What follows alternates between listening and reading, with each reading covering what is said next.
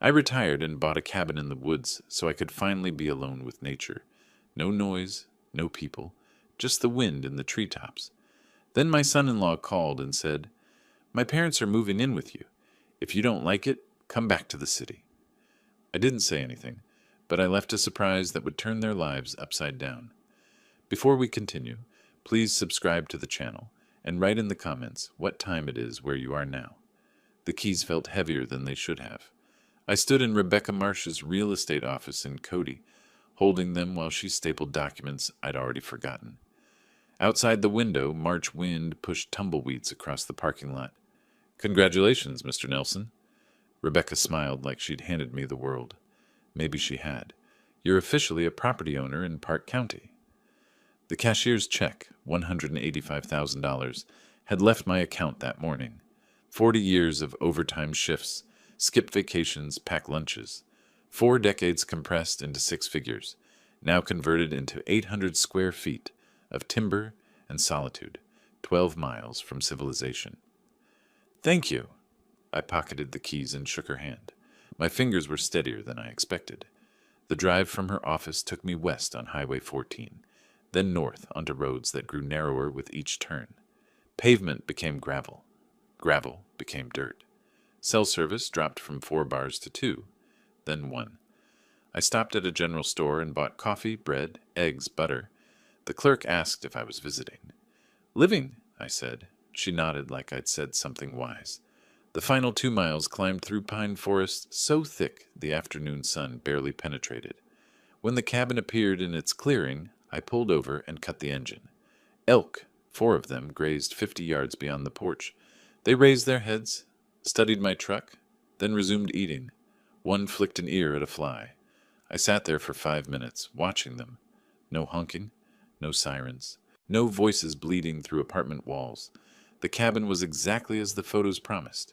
Weathered cedar logs, green metal roof, stone chimney. Small, yes, but mine. I unlocked the door and stepped inside. The air smelled like pine sap and old wood smoke. 1 main room with a kitchenette, a bedroom barely large enough for a double bed, a bathroom with a shower stall I'd have to enter sideways. Perfect. I unloaded the truck slowly, methodically, tools on the pegboard above the workbench, hammer, wrenches, handsaw, each in its designated spot. Books stacked on the shelf by subject. History, engineering manuals. 3 novels I'd been meaning to read for a decade. Coffee maker positioned on the counter where morning light would hit it first. Every item placed with intention, creating order from the chaos of moving boxes. By the time I finished, the sun was lowering. I made coffee, too late in the day, but I didn't care, and carried it to the porch. The rocking chair I'd bought specifically for this moment creaked under my weight. The elk had moved deeper into the clearing. A hawk circled overhead, riding thermals. I called Beulah. "Dad!" Her voice came through bright and immediate. "Are you there? Did you get it?" "Signed the papers this morning," I said. "I'm sitting on the porch right now watching elk." "I'm so proud of you." The warmth in her tone made my chest tighten. "You earned this." 40 years. I sipped coffee. 40 years I dreamed about mornings where I'd drink coffee and watch wildlife instead of highway traffic. "You deserve every moment of peace." She paused. "Cornelius has been so stressed with work lately. Sometimes I forget what peaceful even looks like." Something in the way she said it made me pause. "Everything okay?" "Oh, fine. You know how it is. Middle management pressures." She laughed, but it sounded thin. "When can I visit?" "Anytime, honey. You know that." We talked for another 10 minutes. Her students, her garden plans, safe topics. When we hung up, I sat watching the sun paint the mountains orange and purple. The coffee had gone cold, but I drank it anyway. The phone rang an hour later. My parents lost their house. Cornelius didn't bother with hello. His voice had the flat tone he used for conference calls.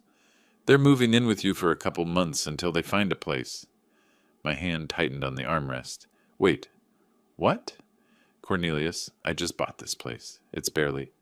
For a couple months, until they find something. I bought this place to be alone. I spent my entire retirement on... Then you should have stayed in Denver. Friday morning. I'll text you their arrival time." The line went dead. I sat there holding the phone, staring at the clearing where the elk had been. They'd moved on. Smart animals. My knuckles had gone white on the armrest. I forced myself to release it, flex my fingers. Breathe. Inside, I poured another coffee I didn't want and sat at the kitchen table. From my jacket pocket, I pulled a small notepad and a pen, the kind of engineering pad I'd carried for 40 years, grid paper for sketches and calculations. I started writing, not emotional venting. Questions, timeline estimates, resource assessments. The cabin keys sat on the table beside my notepad. An hour ago, they'd meant freedom. Now they meant something else entirely. I picked them up, felt their weight, set them down with deliberate care. 40 years I'd been the reasonable one, the peacemaker, the man who swallowed inconvenience to keep family peace. Not anymore. Dawn came through the kitchen windows and found me still at the table.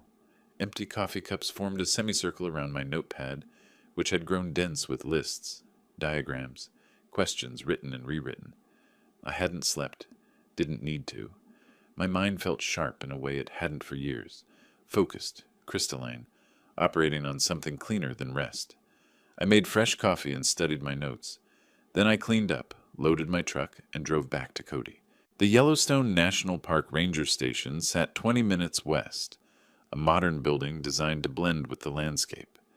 Inside, educational displays showed wolf packs, bear territories, elk migration patterns. A ranger, maybe 40, with the weathered face of someone who spent more time outdoors than in, looked up from his desk. "Help you?" "I just moved up from Denver," I said. "Bought a place off County Road 14. "Beautiful area," he smiled. "You'll want to be careful with food storage. Lots of bear activity come spring." "What about wolves? I've heard they're back in the region." "Reintroduction's been successful." He stood and moved to a wall map, pointing to areas marked with colored pins. "They're usually shy, but they've got incredible sense of smell. Can detect prey or food from miles away. You hunting?" "No, just curious. I want to be prepared." "Smart." He handed me a pamphlet. "Keep your property clean. Don't leave attractants out unless you want visitors." I took careful notes in my field notebook. Wind direction, pack territories, seasonal behavior patterns. I thanked him warmly, mentioned again that I was from Denver and still learning about mountain life. Every word calibrated to sound naive, concerned, exactly what he'd expect from a nervous newcomer. Back in Cody, I found an outdoor supply store, the kind with taxidermy on the walls and racks of camouflage gear. The camera section sat between hunting equipment and security systems. "Looking for wildlife cameras," I told the clerk. "Want to monitor bear activity near my property." He showed me 2 models with motion activation, night vision, cellular connectivity. "These'll do you right. We get lots of folks wanting to keep an eye on their land." $340. I paid cash. At the cabin Wednesday afternoon, I installed them methodically, one covering the driveway approach, one angled toward the front porch. I tested the motion sensors, checked signal strength, adjusted positions until the coverage was perfect. The engineering part of my brain, 40 years of solving structural problems, found satisfaction in the precision. Hide the cameras enough to be unobtrusive.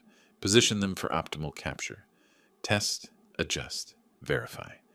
Both cameras connected to my phone with 1 bar of cellular service. Weak, but functional. Thursday morning, I drove back to Cody. The butcher shop sat on a side street, the kind of place that served ranchers and local restaurants. "Need 20 pounds of beef scraps," I said. "Organ meat, fat trimmings, for dogs." The butcher didn't blink. "You got it."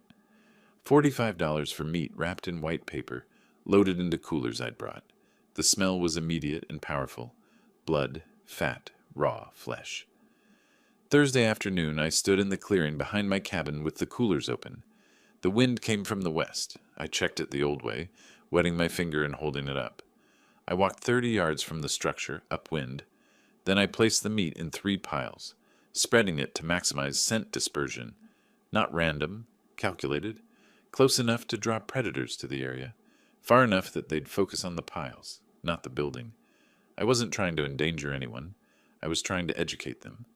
Back inside the cabin, I moved through each room, locked windows, turned off unnecessary power, set the thermostat to minimal heat, protecting my investment while setting my trap. I paused at the door, took one last look at the space I'd inhabited for less than 3 days, and left without hesitation. The drive to Denver took 5 hours. I arrived at my old house just before midnight, the suburban place I hadn't yet sold, still partially furnished but hollow. I unloaded my truck, set up my laptop in the living room, propped my phone where I could watch the camera feeds. Then I waited. Friday morning at 10 o'clock, a sedan appeared on my phone screen. Leonard and Grace emerged, looking around with expressions I recognized even on the small display. Displeasure, judgment. The camera microphone picked up their voices. "This is where he's living now?" Grace wrinkled her nose. "It smells like pine and dirt. At least it's free?" Leonard walked toward the cabin. "We'll stay a few months. Let Cornelius figure out the next step."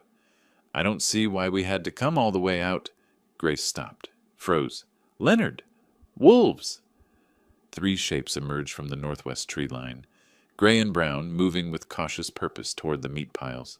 Not aggressive, not interested in humans, just hungry. Leonard saw them, turned white. "Get in the car! Get in the car now!" They ran. Grace stumbled, recovered. Car doors slammed. The engine started and gravel sprayed as they reversed wildly, then accelerated down the driveway. The wolves, unbothered, continued toward the meat. I closed the laptop and picked up my coffee, took a slow sip. 20 minutes later, my phone rang. "What did you do?" Cornelius's voice had lost its businesslike edge. Now it was just fury. "My parents nearly got attacked." "I didn't do anything," I said calmly. "I warned you this property is in the wilderness. You set this up. You baited those animals." "Cornelius, I live in wolf country. Wolves live here. This is their home. Maybe you should have asked before assuming you could use mine. You're insane. You're going to what? Sue me because wildlife exists on my property? Good luck with that. This isn't over." "No," I said. "It's just beginning." I pressed end call, set the phone down deliberately, returned to my laptop and opened the footage again, watching the wolves finish the meat and disappear back into the forest. Outside my Denver window, the mountains rose in the distance.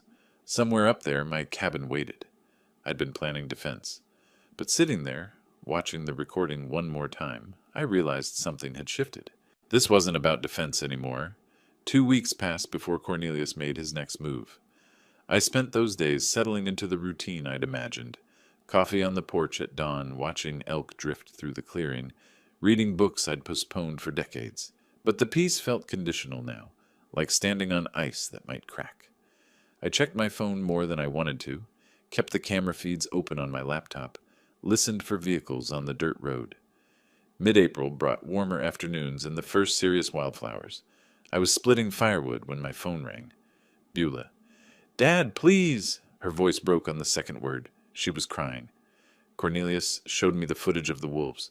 That could have been so much worse. I set down the axe and walked to the porch. "Beulah, honey, wolves live in these mountains. I didn't create that situation. I warned Cornelius this wasn't appropriate housing for his parents. But you knew they were coming.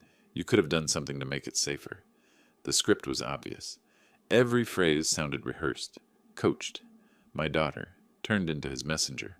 "I bought this property for solitude," I said, keeping my voice level.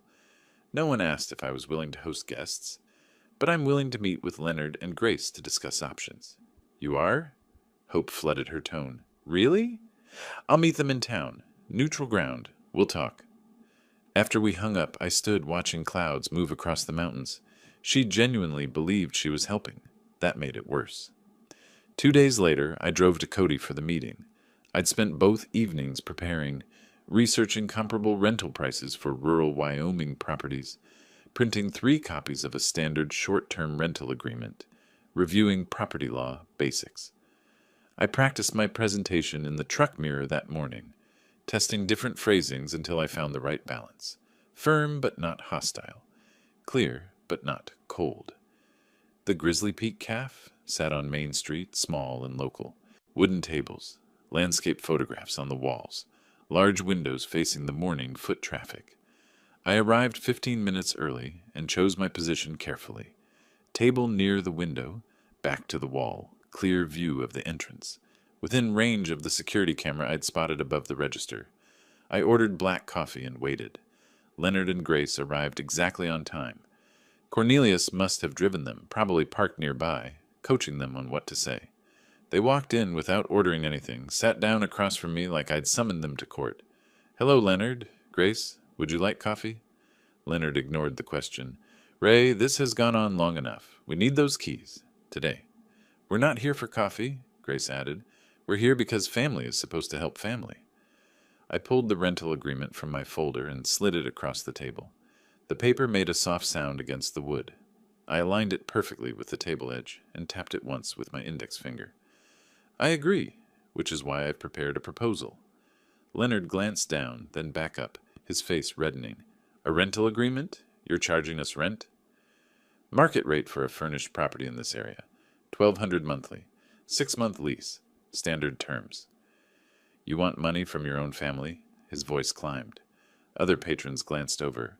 "From people who have nowhere to go?" Grace leaned forward, her expression wounded. "I never thought you were this kind of person, Ray. Greedy. Just plain greedy."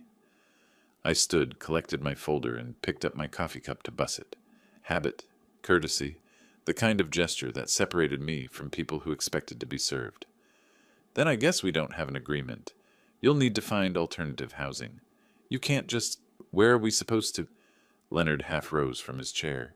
"That's not my problem to solve. Good afternoon." I nodded to the barista on my way out. In the truck, I sat for a moment with my hands on the steering wheel, breathing steadily, letting the adrenaline settle. Then I started the engine and drove home. That evening, my phone became a weapon aimed at me from multiple directions. First call came around 6. Cousin Linda, someone I hadn't spoken to in 3 years. "Ray, it's Linda. I heard you've been having some difficulties." "Difficulties? From whom?" "Cornelius called me. He's worried about you. Said you're isolated in the mountains, acting strangely." The strategy revealed itself completely. He was building a narrative, planting seeds with every family member he could reach.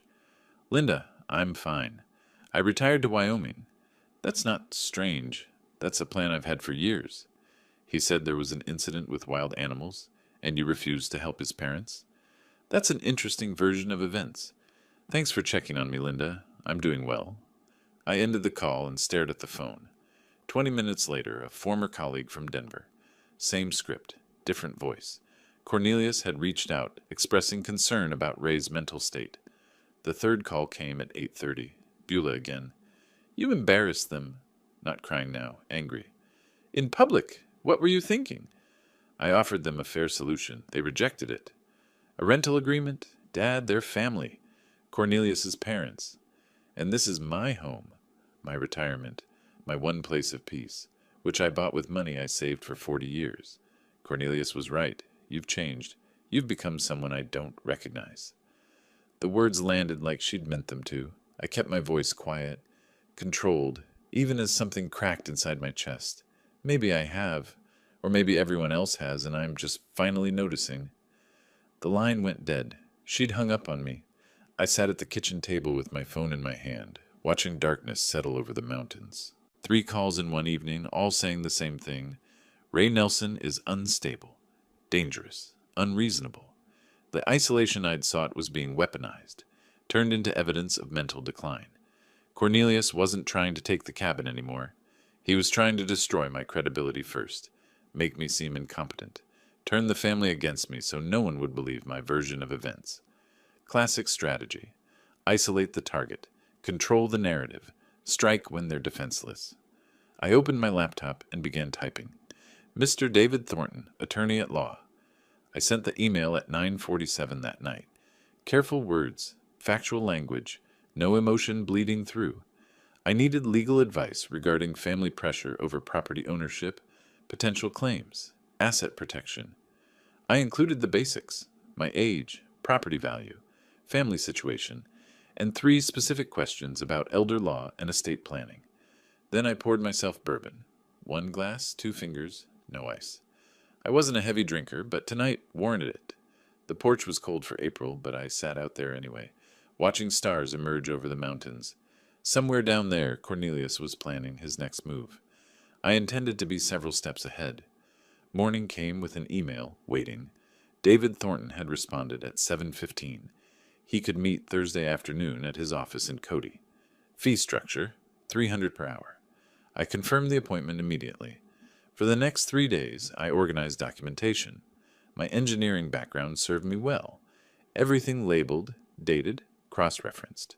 Property deed in one folder, purchase documents in another, family tree diagram showing relationships, written timeline of events, starting with Cornelius's first call, transcripts of key phone conversations from my detailed notes, printouts of the rental agreement Leonard had rejected.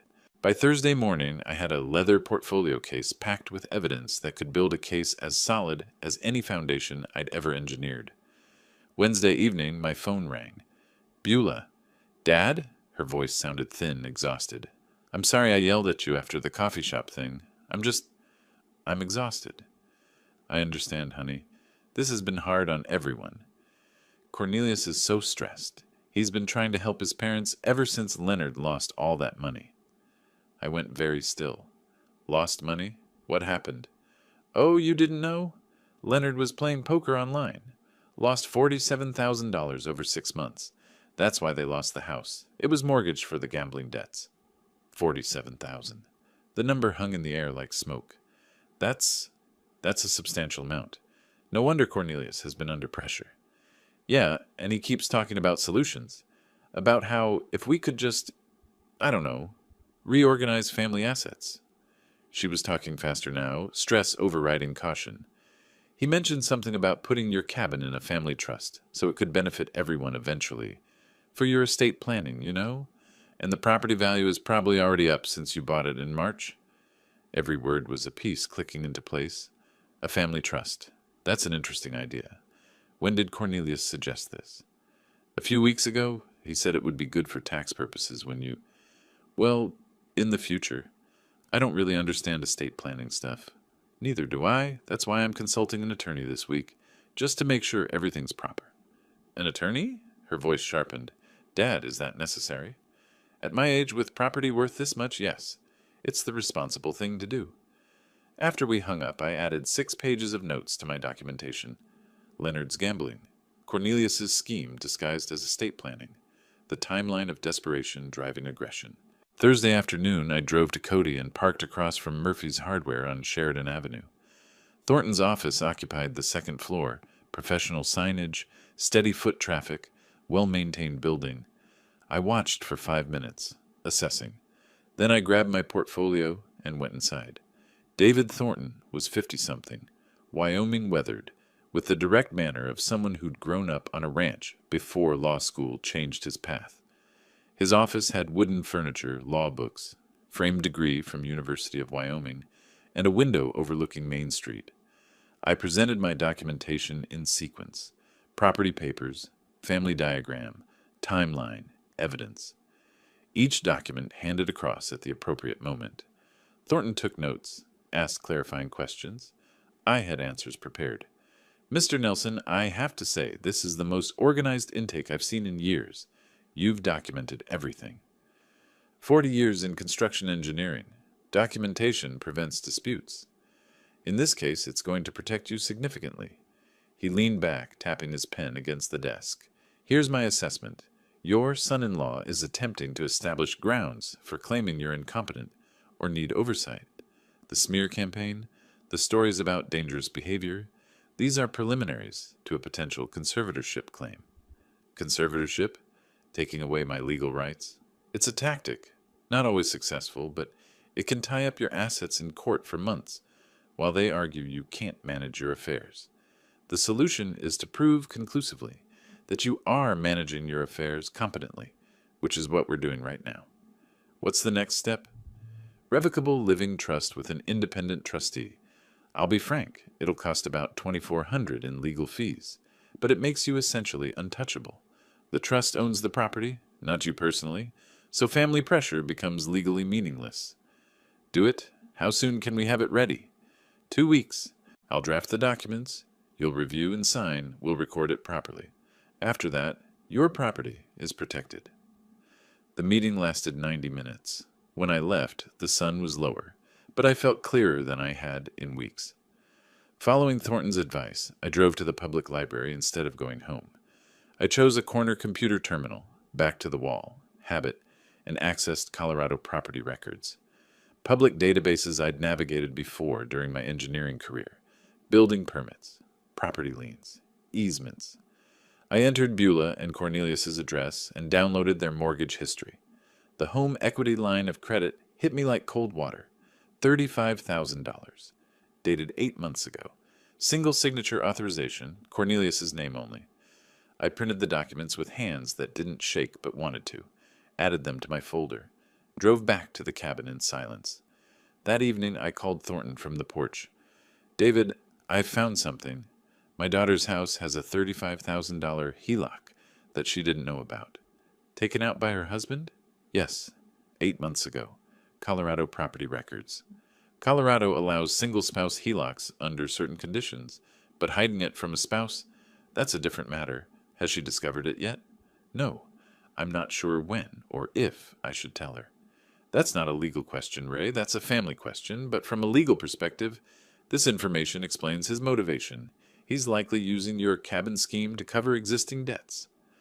After we hung up, I sat at my kitchen table and spread everything out. Attorney notes on the left, family communications in the center, financial discoveries on the right. Leonard's $47,000 gambling debt led to Cornelius's $35,000 HELOC to cover part of it, which led to financial pressure, which led to the scheme to acquire my cabin and eventually liquidate it for cash. Everything connected.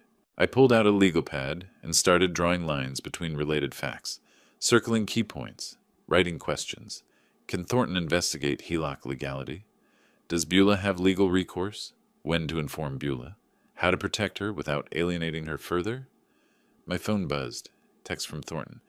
"Trust documents ready Monday for review." I replied, "I'll be there." Then I made one final note at the bottom of my pad. Cornelius is cornered. Cornered animals attack. Prepare for escalation. 3 weeks later, on a Monday morning in early June, I drove to Thornton's office for the trust signing. The portfolio case beside me held 3 weeks of organized financial records, bank statements, retirement accounts, property appraisals, investment documentation. Everything consolidated, labeled, ready. Thornton's assistant had the documents waiting on the conference table. 43 pages total, each signature line flagged with a yellow tab. I read every page while Thornton answered emails at his desk, giving me time. The Revocable Living Trust designated him as independent trustee. Total assets, $290,000. The cabin, my retirement funds, everything I'd built in 40 years. The critical provisions sat on page 17. Beulah inherits only if divorced from Cornelius, or if Cornelius signs a legal waiver of claims to the property. "This provision here," Thornton said, joining me at the table, "the conditional inheritance for Beulah. You understand this might create family conflict? The conflict already exists. This just protects her from being exploited through my property. If Cornelius discovers this trust structure, he'll likely react aggressively. Let him. Everything here is legal. He has no grounds for challenge." Thornton's expression was knowing. Legal grounds and family drama are different things. Are you prepared for him to escalate? I've been preparing since March. That's why we're sitting here. He smiled slightly. Fair enough. Let's execute these documents. My signature was steady on every page. The notary, Thornton's assistant, professional and efficient, applied her seal with practiced precision. The sound it made was satisfying. Structural integrity, legal edition. I wrote a check for $2,400 and left with copies of everything in a sealed envelope. The rest of that week, I worked through my financial institutions methodically. Each phone call followed the same pattern. Identify myself, request beneficiary change forms, explain the trust structure, confirm documentation. "Mr. Nelson, I have your beneficiary change request," the retirement account administrator said. "You're removing your daughter as beneficiary?" "No. I'm designating my revocable living trust as primary beneficiary. My daughter inherits through the trust." "May I ask why you're making this change?" "Asset protection and estate planning. I have concerns about third-party claims." "Understood. We'll process this within 5 business days. I'd like email confirmation as well, please." "Of course. Is there anything else?" "Yes. Note in my file that this change was made voluntarily, with legal counsel. I am documenting my competency for all financial decisions. A pause. That's unusual, but I'll add that notation. By Friday, every asset I owned was protected within the trust structure. I kept a checklist on my kitchen table, marking each completed task with satisfaction. 2 weeks later, Beulah called. "Dad, Cornelius has been so weird lately." Her voice sounded thin, exhausted. "Asking about your finances, whether you've updated your will?" I set down my coffee carefully. "I have done some estate planning. It's responsible at my age." "I know, but he got really angry when I mentioned you set up a trust. He called it a betrayal." "Why would your estate planning betray him? It's not his inheritance." My hand tightened on the phone. "Beulah, did you tell him details about the trust?" "I just mentioned you set one up. I didn't think it was a secret. Is it?" "No, not a secret. Just private." "What exactly did Cornelius say?" "He said you're cutting the family out and being manipulated by lawyers." "Dad, what's going on? Why does he care so much?" "That's a very good question, honey. One you should probably ask him directly." After hanging up, I immediately called Thornton. "Cornelius knows about the trust." His response was immediate. "How soon can you get a medical evaluation?" The next day, I was repairing the porch railing when Cornelius's car came fast up the driveway, spraying dirt and gravel. He jumped out, didn't close the door properly, stormed toward me. I calmly set down my tools, retrieved my phone, started recording video. I stood at the top of the porch steps, 6 stairs up, giving me elevated position. Cornelius had to approach, uphill, looking up at me. I held the phone at chest height, lens obviously pointed at him. "Cornelius, you're on my property uninvited. I'm recording this conversation." "I don't care about your recording." His face was red, movements aggressive. "You set up some legal scheme to steal from your own daughter." "The trust protects my assets and ensures Beulah inherits appropriately. It's completely legal." "Appropriately? What does that mean? Unless she divorces me? That's what you really want, isn't it?" "The trust ensures my property isn't subject to claims by third parties. That's standard estate planning." "Third parties? I'm family. Your son-in-law. You're my daughter's husband. You have no legal claim to my property. The trust simply formalizes that reality." His voice climbed higher. "We'll see about that. I'll get a lawyer. I'll contest this. I'll make sure you never see Beulah again." "You're threatening to isolate my daughter from me because I protected my own property? That's interesting. For the record, this isn't over. Then leave my property. Now, or I'll call the sheriff for trespassing." He stormed back to his car. The engine roared. Gravel sprayed as he reversed wildly and sped down the driveway. I stopped recording. Reviewed the footage immediately. Faces visible. Audio clear. Threats documented. I uploaded it to cloud storage and emailed a copy to Thornton with subject line, "Evidence, hostile confrontation." That evening I wrote a detailed incident report. Date, time, what was said. No witnesses, unfortunately, but the video captured everything. Thornton's response came within an hour. Continued documenting everything. Consider medical evaluation to preempt competency challenges.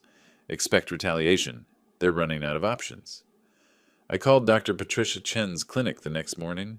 The receptionist asked if something specific prompted the request. "I'm 67, I own property, and I want documentation that I'm healthy and competent. Preventive planning." The appointment was scheduled for the following Monday. I sat at my table that night, reviewing the confrontation video, watching Cornelius's rage play out on the small screen. His mask had dropped completely when the money was threatened. Every word recorded, every threat documented. My phone buzzed, email from Thornton. "Good thinking on medical eval. They'll likely try Adult Protective Services next. Standard playbook for these situations. Stay ahead of them." I typed back, "Already scheduled. Appointment next week." Before closing the laptop, I looked at the framed photo of young Beulah on the mantel. 8 years old, missing her front teeth, laughing at something I'd said. I wondered how much collateral damage this war would create before it ended. Monday morning found me at Dr. Chen's clinic 15 minutes early. The medical building was modern, single-story, efficient. I filled out paperwork requesting copies of all test results and assessments. When Dr. Chen called me back, I explained directly. I'm 67, own property, and want baseline medical documentation proving my physical and mental competency. She was a sharp woman in her 50s with the weathered competence of someone who'd practiced rural medicine for decades. Her expression showed understanding. I see. Unfortunately, I've encountered situations like this before. Adult children sometimes challenge parents' competency to gain control of assets. That's exactly what I'm preventing. Can you provide a detailed written assessment? Absolutely. I'll conduct comprehensive cognitive testing and provide a formal letter. For legal purposes, correct? Correct. I want documentation that can stand up in court if necessary. Then let's be thorough. The examination took 90 minutes. Blood pressure, reflexes, blood work, then cognitive testing, mini mental state examination, clock drawing, memory recall exercises. She asked me to draw a clock showing 3:15. I drew it precisely. She asked me to remember 3 words, apple, table, penny, and recall them after 5 minutes. I remembered all 3. She asked me to count backward from 100 by sevens. I did so accurately. When finished, Dr. Chen typed notes at her computer, then printed a letter on clinic letterhead. Mr. Ray Nelson is mentally competent, physically healthy, fully capable of managing his own affairs and making independent decisions regarding his property and finances. Patient alert, oriented, cognitively intact. No signs of dementia, confusion, or diminished capacity. She signed it, applied the clinic stamp, handed me both the letter and copies of all test results. $240 for the extended evaluation. I paid by credit card, noting the transaction carefully for my records. 2 days later, I was in my workshop shed, organizing tools, when an unfamiliar sedan pulled up. A professional-looking woman in her 40s emerged, carrying a tablet and official folder. Mr. Nelson, I'm Margaret Willows from Adult Protective Services. I'm here regarding a complaint filed about your welfare. The flash of anger was immediate, but I kept my expression neutral. A complaint? By whom? I can't disclose that during my initial assessment. May I come inside? Of course. Would you like coffee? No, thank you. This is a standard welfare check. I led her inside, door held open. Transparency. I should tell you up front, I'm involved in a property dispute with family members. I suspect this complaint is part of that conflict, not genuine concern about my welfare. I appreciate your honesty. I'll conduct my assessment objectively. If the complaint is unfounded, I'll document that. Margaret walked through the cabin with her tablet, documenting everything. The kitchen was clean, organized, bills paid and filed systematically, refrigerator stocked with fresh food, bathroom tidy, bedroom orderly, no safety hazards, no signs of neglect or confusion. Do you have any difficulty managing daily tasks? Cooking, cleaning, paying bills? No difficulty at all. I've lived alone since retiring. I manage everything independently. The complaint mentions concerns about your mental state. Have you experienced memory problems, confusion, or difficulty making decisions? I retrieved the folder from my desk. I had a comprehensive medical evaluation 2 days ago specifically to address this concern. She read Dr. Chen's assessment carefully. This is very thorough and recent. Most people in your situation don't have current medical documentation. I anticipated false allegations. I wanted evidence ready. That's quite strategic thinking, Mr. Nelson. 40 years as an engineer, I believe in planning ahead. I also provided recent bank statements showing responsible financial management and copies of my trust documents proving sophisticated estate planning. Margaret took extensive notes. Her professional demeanor remained neutral, but I recognized the pattern in her questions. She'd seen this before. Family exploitation disguised as concern. 3 days later, Attorney Thornton obtained copies of the official complaint through legal channels. I read it at my kitchen table, slowly, completely, multiple times. Cornelius and Leonard had signed as co-complainants. The allegations were specific and completely false. Claim, Ray threatened family members with weapons. False, I've never owned firearms. Claim, exhibits paranoid behavior, including security cameras everywhere. The cameras exist for legitimate property protection after actual threats. Claim, refuses medical care. False, I'd just completed comprehensive evaluation. Claim, struggles with basic tasks, and makes irrational financial decisions. The trust was sophisticated planning, not irrational. Grace provided a supporting statement claiming I endangered them with wild animals. The wolf incident from March, now twisted into evidence of incompetence. The complaint requested mandatory psychiatric evaluation and possible conservatorship proceedings. My jaw tightened as I read. My knuckles went white gripping the pages. They weren't just attacking my property anymore. They were attacking my autonomy, my competency, my freedom. This was war. 10 days after Margaret's visit, official notification arrived. Adult Protective Services case closed. Complaint determined unfounded. Margaret's report stated clearly, subject is competent, living independently and safely, no evidence of exploitation, neglect, or diminished capacity. Recent medical evaluation confirms cognitive and physical health. Complaint appears motivated by family property dispute, rather than genuine welfare concerns. No further action warranted. I created a new folder labeled APS False Complaint, Evidence, and filed everything systematically. The original complaint with false allegations, Margaret's assessment report, case closure letter, my medical evaluation, photographs of my well-maintained cabin, my written rebuttal to each false claim with supporting evidence. The folder joined the growing collection on my shelf. I was building a comprehensive case file. My phone rang. Thornton. Ray, I found something.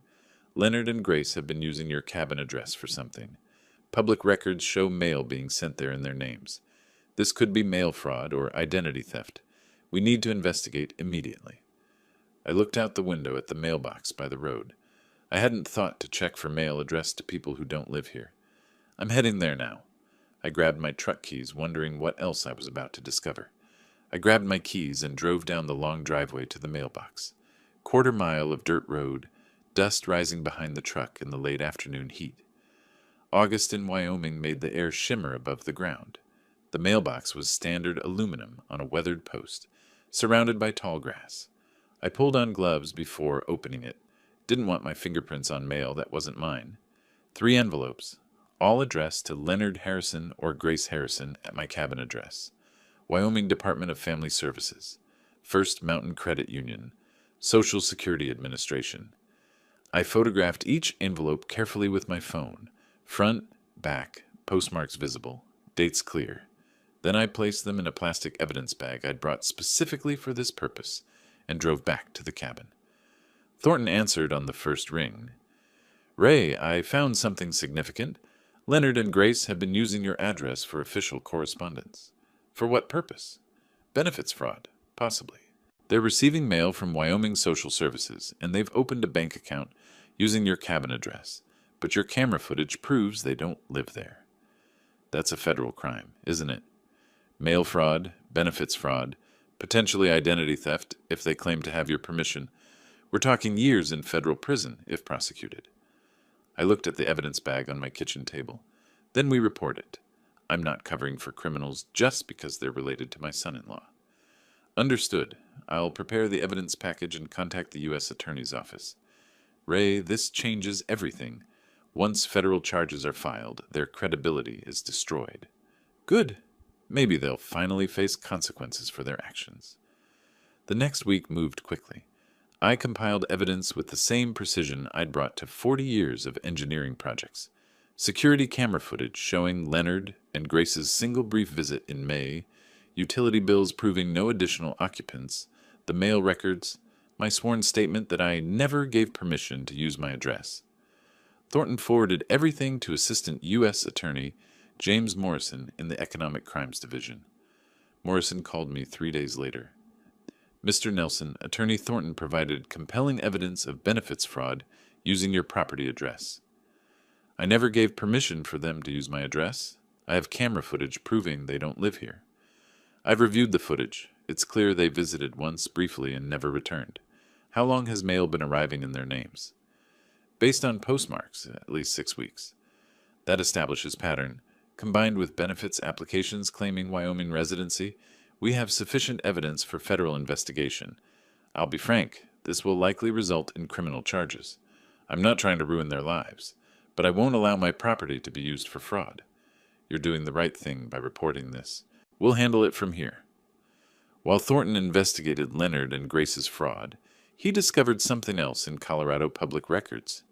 Cornelius and Beulah's home had 3 missed mortgage payments, $8,400 in arrears. Notice of default filed.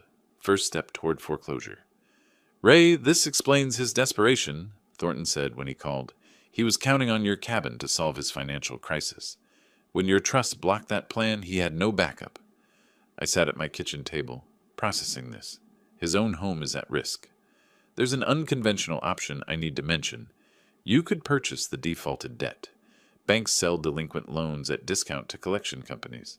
You'd become the creditor, but anonymously through an LLC. Cornelius would never know. The implications settled over me slowly. That would give me complete leverage. Yes, but it's also ethically complex. You'd control whether your daughter keeps her home. Let me think about it. I walked my property that evening, circling the cabin, following the tree line, considering. If I bought the debt, I'd control Cornelius's future. That was power I'd never wanted. But if the bank foreclosed, Beulah would lose her home. She was innocent in all this. The next morning, I called Thornton. "Do it. Buy the debt. But Beulah can't know yet, not until I can explain everything." The transaction took a week. $31,000 from my savings to an intermediary firm, which purchased the debt and created Mountain Holdings, LLC, with me as beneficial owner. Cornelius received notification that his loan had been sold, but no information about the new creditor. I filed the wire transfer receipt in a folder, labeled simply Leverage. By mid-August, my position had transformed completely. Leonard and Grace faced federal investigation. Cornelius's mortgage debt was secretly under my control. Every manipulation attempt was documented. My own property and assets were legally untouchable. But I felt no triumph, just weariness. This was supposed to be peaceful retirement. Instead, it had become warfare, where my opponents forced me to fight back.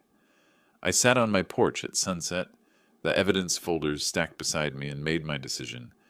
Beulah deserved to know the truth, all of it. She deserved to understand what her husband had done, what danger her home was in, what her father had been protecting her from. I pulled out my phone and typed, "Honey, we need to talk. Can you come to the cabin this weekend? Just you. It's important." Her response came 10 minutes later. "Is everything okay? You're worrying me." "Everything's fine with me, but there are things you need to know about your financial situation. Things Cornelius hasn't told you." "What things? Dad, you're scaring me." "Not over text. In person. Saturday afternoon, I'll make lunch." "Cornelius has a work trip this weekend. I can come Saturday." "Perfect. Just you. This conversation is between us." "Okay, I'll be there around noon."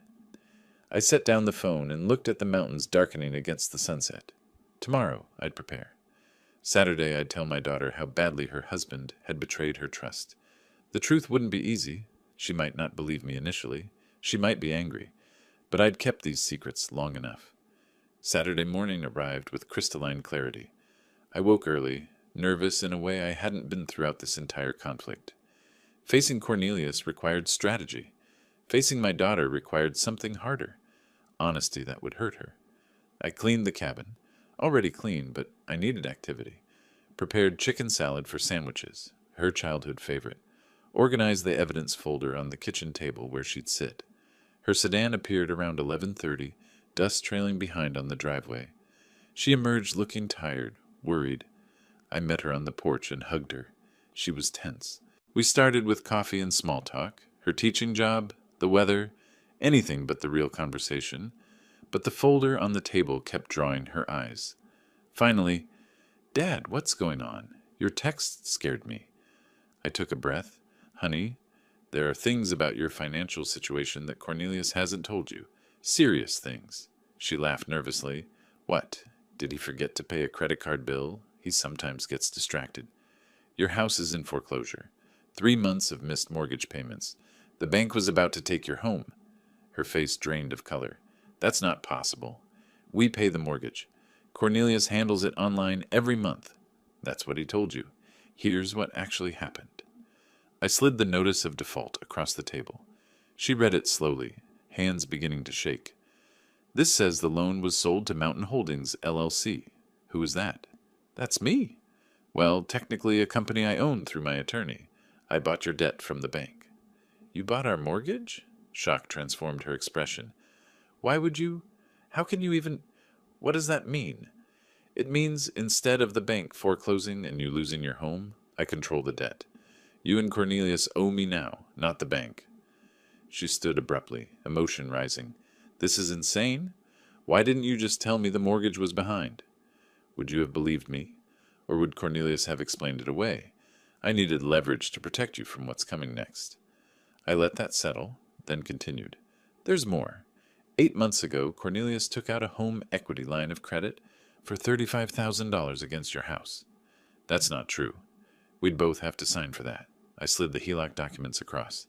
In Colorado, under certain circumstances, one spouse can secure a HELOC. Here's his signature. Where's yours? She examined the papers, hands shaking badly now. I never signed this. I've never even seen this paperwork. $35,000? Where did it go? Best guess? Covering some of Leonard's gambling debts. Remember you told me Leonard lost $47,000 in online poker? Cornelius was trying to fix his father's problem. Using our house as collateral, without telling me. Yes, and when that wasn't enough, when my cabin scheme failed and he couldn't get more money, he simply stopped paying your mortgage. I suggested we eat. She initially refused. How can you think about food right now? But I insisted gently. We needed a break before the next revelations. The sandwiches tasted like dust, but we ate anyway.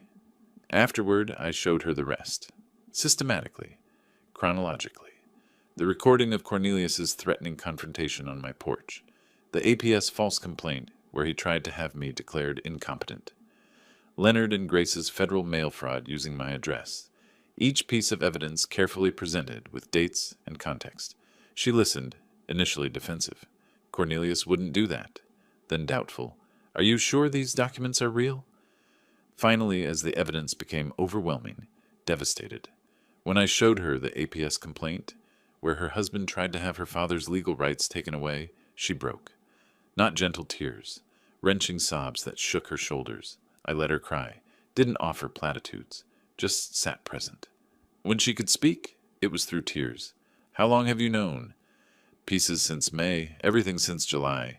She looked at me with hurt and anger. Months? You've known for months that my marriage is a lie, that I'm in financial danger, and you didn't tell me?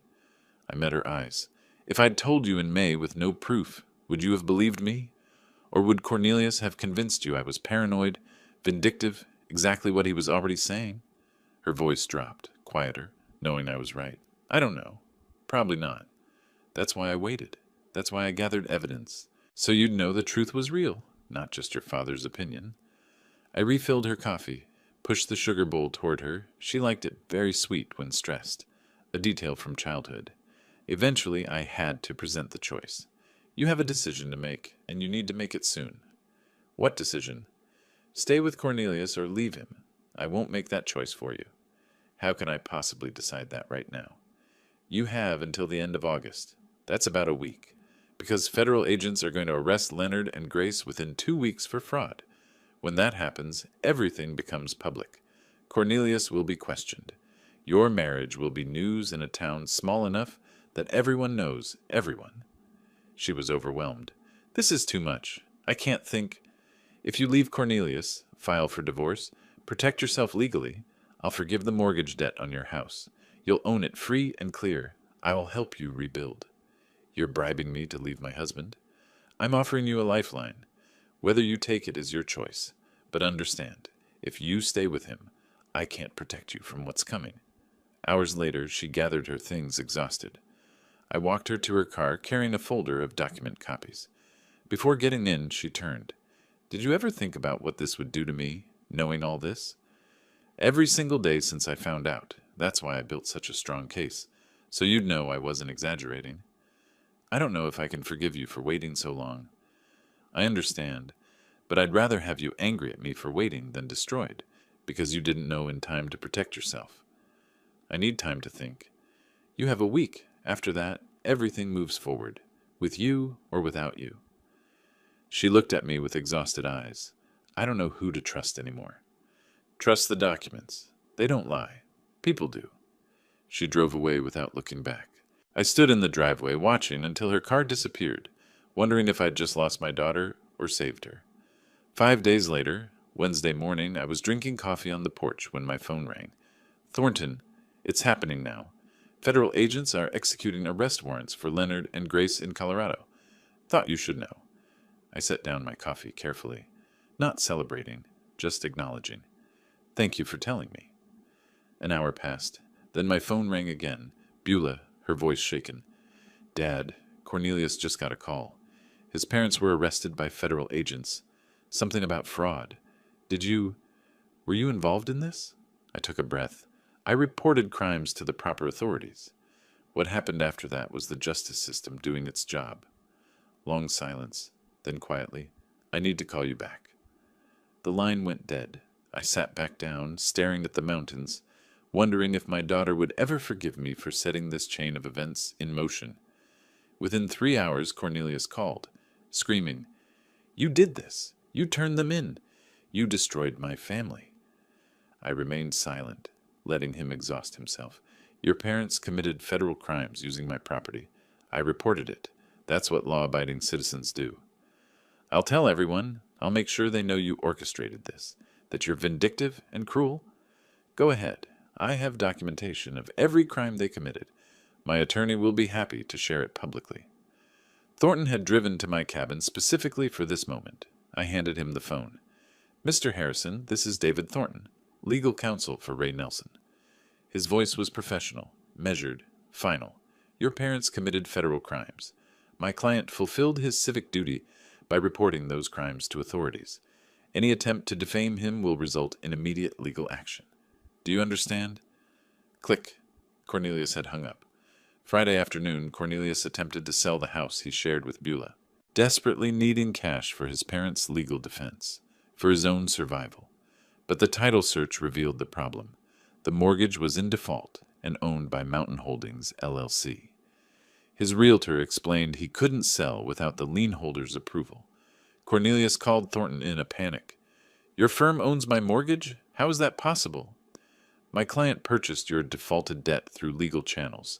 You were notified weeks ago that your loan was sold. I need to sell this house. My parents need lawyers. Please. Thornton's response was calm. My client is willing to discuss terms.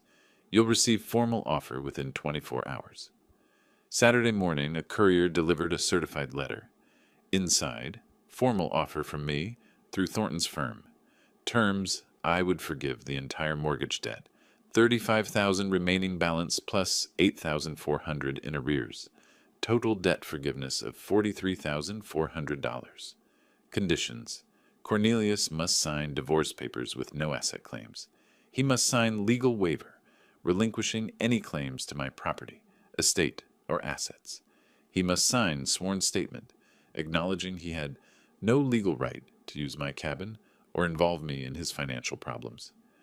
Deadline, 72 hours. If he refused, I would foreclose immediately. He'd lose the house anyway with nothing gained.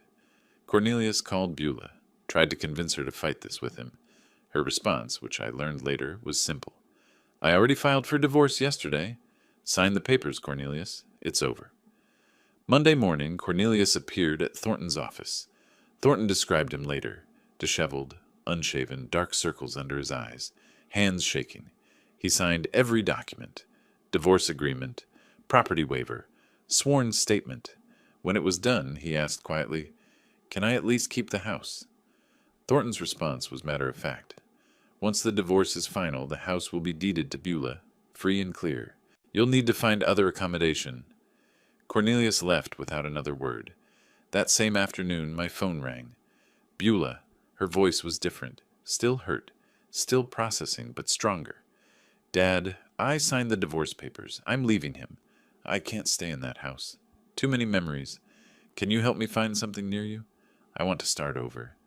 Relief flooded through me, not triumph, just profound relief. Of course, honey. We'll find you something perfect. Close enough to visit, far enough for your independence. Are you disappointed in me for not seeing what he was sooner? Never. You trusted someone you loved. That's what good people do. He betrayed that trust.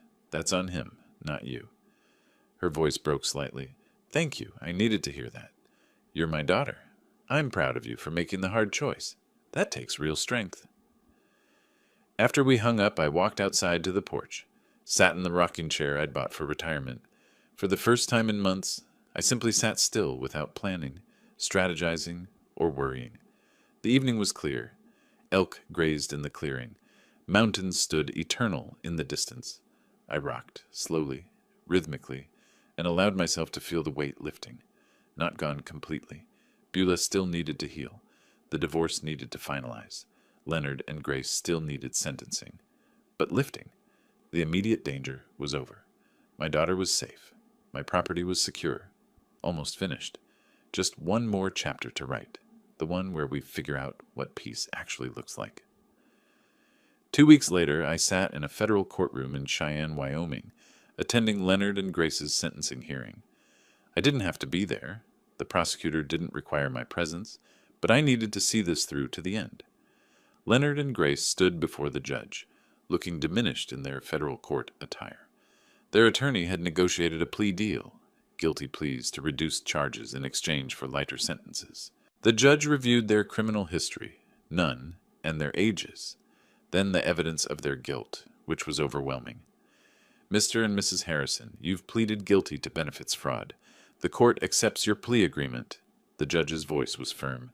"I want to be clear about the severity of your actions. You exploited systems designed to help citizens in genuine need." "Yes, Your Honor," Leonard said quietly. 2 years supervised probation, $45,000 in restitution and fines, permanent ban from federal and Wyoming state benefit programs. You'll report monthly.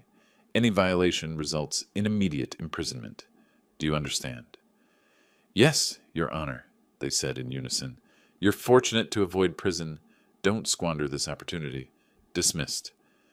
As I left the courthouse, Leonard caught my eye across the lobby. A moment of mutual recognition. He looked away first, defeated.